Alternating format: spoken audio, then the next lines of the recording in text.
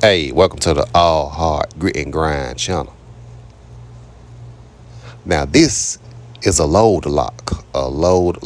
And it's used to secure freight before it goes in transit.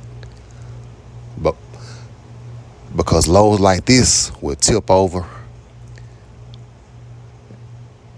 over when you're driving across some rough roads or whatnot, you got a lot of vibration going on. And even though these pallets are shrink wrapped pretty good, you don't want to take any chances. It's better safe than sorry. So you want to go ahead and put the load lock on, especially if you got a long distance to travel, because there's going to be some rough roads that you're going to go across, and that's when vibration comes into play. And that vibration will cause things to shift as time goes by.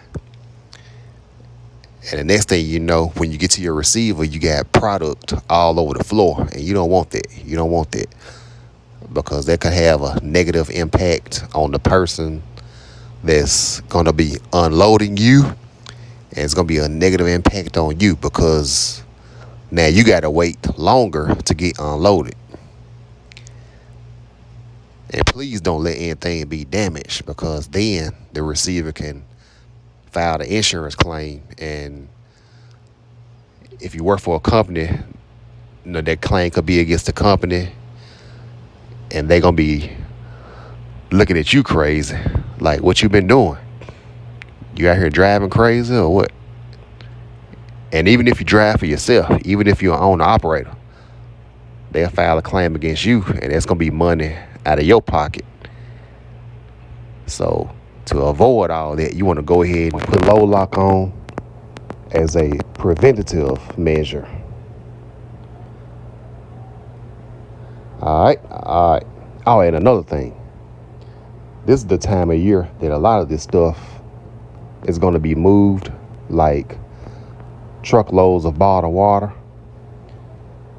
And it's also a constant reminder to stay hydrated.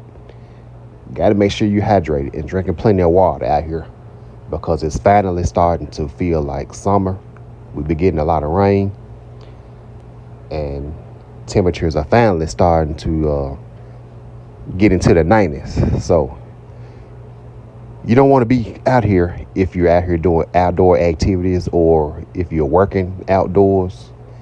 You don't want to be out here without any H2O in your body, because that could be dangerous and detrimental to your health.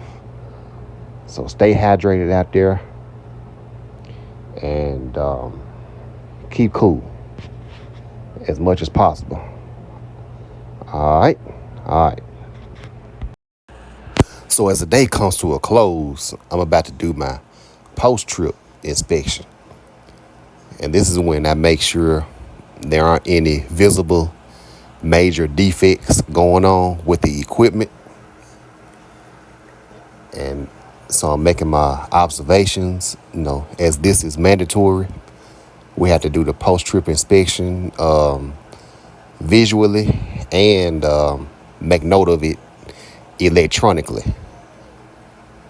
So the company can have it on file, and just in case we get pulled over or get told to pull around back at a weigh station for an inspection, they gotta see that we made note of all this stuff, whether we found any defects or everything is fine.